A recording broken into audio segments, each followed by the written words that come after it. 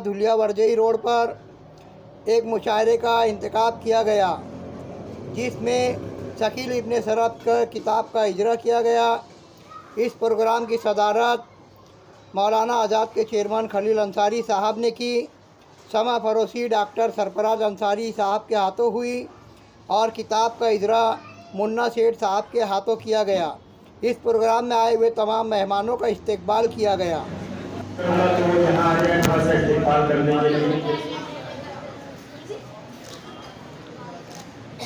यूसुफ अहमद, मैं चाहूँगा इन तमाम दीगर शख्सियात के हवाले से 4 लाइनें आप तक पहुँचा देता हूँ। अगर तरक्की हो जाए तो उस पर तालियां बजा देना।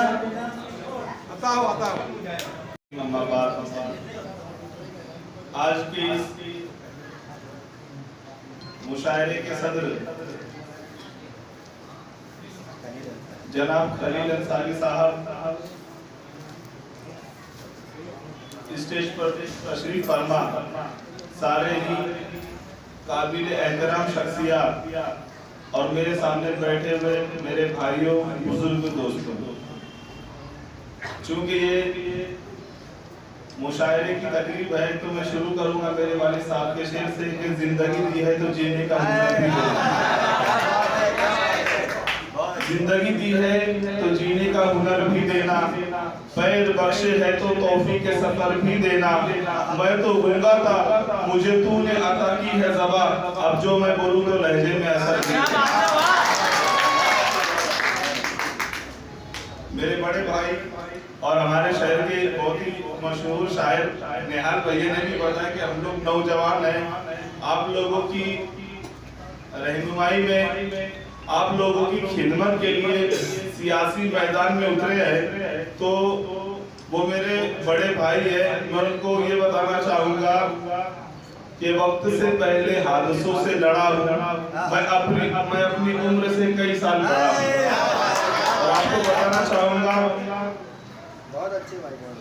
अभी जो भी शायर हजरात ने ये निवेदन दिया है मैं इसको स्टडी करके आमदार साहब के सामने पेश करूंगा और आप सभी को ये भरोसा दिलाना चाहता हूँ कि आपके हर अदना आला समाजी, तालीमी, माशी, जाती हो या समाजी हो, हर मसले में हम आपके साथ हर वक्त इंशाल्लाह खड़े रहे थे, खड़े रहेंगे। और ये आपको बताना चाहूँगा कि अब तक आपने देखा है हमारी कौम ने बहुत सारे लीडर देखे, हमारी कौम ने, हमारी समाज ने बहुत सारे सियासी हस्तियां देखी, मगर अल्हम्दुलिल्लाह आज मैं पूरे भरोसे के साथ बोलता हूँ कि आज जो आप लोगों की इत्तेहाद की बरकत से, आप लोगों की दुआओं की बरकत से, आप लोगों की मेहनतों की बरकत से अल्लाह ने अल्हाज डॉक्टर फारूक शाह साहब की शक्ल में हमको एक एमएलए दिया है।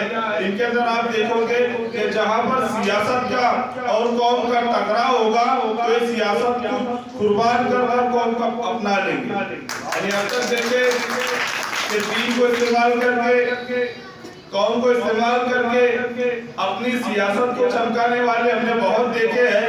अब जरूरत उसकी है जो सियासत को कुर्बान कर दे और कौम के साथ खड़े हो। इसका एक छोटा सा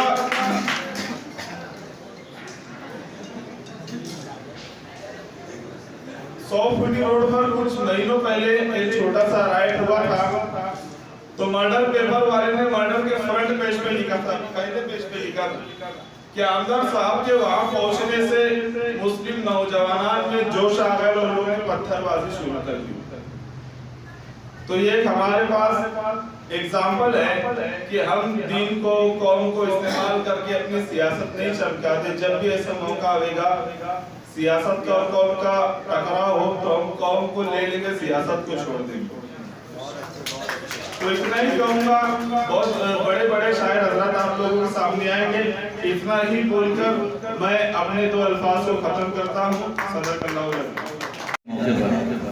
मुझसे पहले मोहतरम खलील सर साहब ने जो हिदायत शुरा कराम को दी है वो वाकई बहुत बेहतरीन और उनके दिल की जो ख्वाहिश है उसको मैं समझता हूँ उसे ज़मीन पर उतारना चाहिए। लोगों को इस बात पर आमादा करना चाहिए कि जो समाज के अंदर बुराई फैली हुई है वो बुराई हमारे समाज से निकल जाए। और आमतौर से जो महफिलें होती है, उर्दू अदब की जो महफिलें होती है, उसका मकसद ये होता है कि समाज के अंदर से जो सारी बुराइयां हैं या जो समाज के अंदर जो चल रहा है उसे ये लोग जो मुशायरा शायर शोरा कराम जो है, तो ये 2 लाइन में सारी बातें लिख देते हैं। ये बहुत ही जहन के लोग होते हैं कि जो समाज के अंदर बहुत लंबी चौड़ी बुराइयां हैं या बहुत लंबे चौड़े हालात हैं या उनको जो बातें पेश करनी है वो 2 लाइन में 4 लाइन में लिख देते हैं। तो मैं वापस सारे शुराए कराम से आज के सदर की जो गुजारिश है उसी पर अमल करना शुरू करें और बहुत सारे अशार जो अपनी अपनी जहन के हिसाब से लिखते हैं उस जहनियत को इस बात पर भी वापस टर्न कर लें, अपने आप को बदल लें कि समाज के अंदर मोबाइल की बुराइयाँ, फहाशी की बुराइयाँ, ज़िनाकारियों की जो बुराइयाँ हैं और भी बहुत सारी बुराइयाँ जो आप लोगों के सामने हैं उसको लोगों के सामने लाए, पेश करें और उसके अंदर बदलाव लाने के, सुधार लाने की कोशिश करें। इतना कहते हुए मैं इस बात का ऐलान करता हूँ कि आज की महफिल मुशायरे का इफ्तिताह हुआ, ऐसा ऐलान करता हूँ।